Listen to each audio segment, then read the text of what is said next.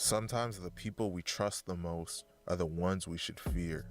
In a city like Chicago, you can't trust anyone. Just because a girl has a pretty face doesn't mean there's not a demon living within her. In today's video, we'll be breaking down 3 wild stories of women that betrayed the trust of the men in their lives and set them up to be killed. But before we get into the video, please be sure to like and subscribe.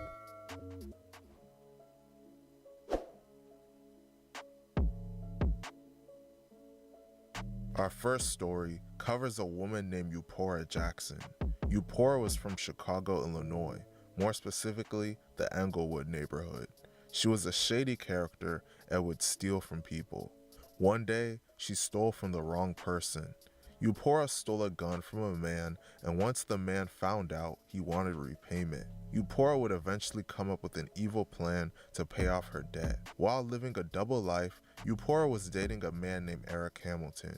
She knew that Eric kept a decent amount of marijuana in his apartment, and she knew it was enough to repay her debt. She contacted the man she owed money to, and they came up with a plan.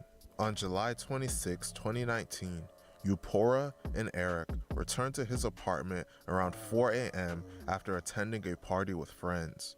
Once they got inside the apartment, Eupora opened up a window and texted the man she owed money the address and instructions on how to find the marijuana in the back room. When the man entered the apartment, he confronted Eric in the bedroom and shot him multiple times, including in the forehead. Eupora heard Eric still making noises after he had been shot, so she grabbed a pillow and covered his face with it. She then stole the marijuana with her accomplice and fled the scene. At some point after the murder, she posted to her Facebook account that she was selling a 9mm handgun. The weapon that killed Eric was a 9mm handgun. Her behavior led police to suspect her, and she was eventually arrested. Eupora confessed everything to the police, and she was charged with first-degree murder. She was ultimately sentenced to 25 years in prison. A debt from an unnecessary situation that a woman brought upon herself was enough for her to arrange the cold-blooded murder of her boyfriend. It get crazy, man, I'm telling you. They were preteens who shared a friendship into adulthood. Tonight, one of them is accused of brutally murdering the other in Naperville, then dumping his body in Chicago. CBS 2's Chelsea Irving walks us through the investigation. A boy and a girl in middle school, forming a friendship that would last more than a decade.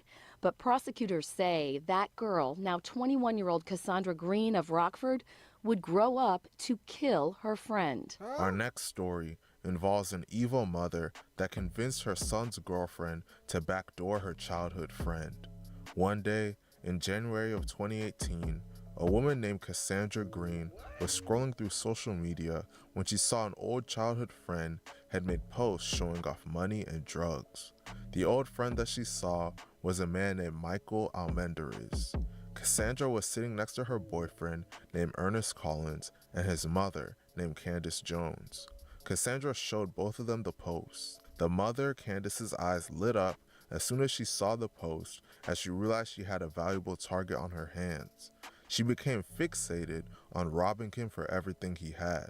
Candace talked the couple into it, then sent them to rob Michael's apartment on 4 different occasions, but they failed each time. Frustrated with the failure, she gave her son Ernest a gun and— Bro, you that thirsty to send your fucking child to rob her fucking childhood friend? Lady, you're fucking bogus. That tattoo on your head, on the middle of your fucking face fits you. You are fucking stupid.